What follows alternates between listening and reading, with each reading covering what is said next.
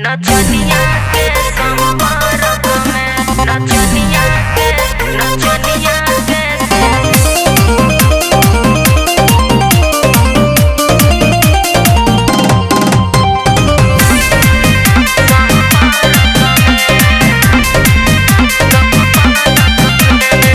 डाटे बोले के बाटे हक धनिया झूठे काहे करो तारू शौक धनिया।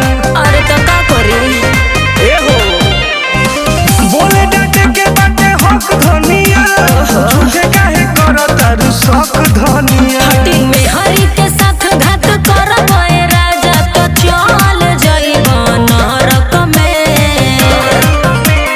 कनिया छोड़ के रहेलो नचनिया के संपर्क में कनिया छोड़ के रहेलो नचनिया के संपर्क में।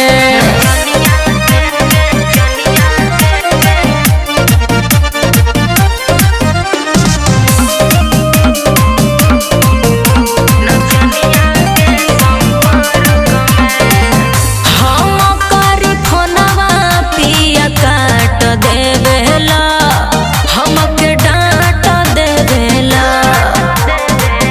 मेहरी में हिस्सा दूगो बांट देवेला हमके छाट देवेला।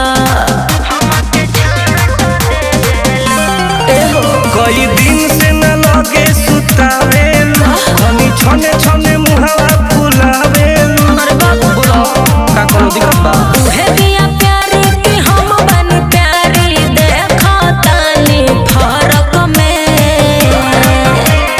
कनिया छोड़ के रहेला नचनिया के संपर्क में कनिया छोड़ के रहेला नचनिया के संपर्क में।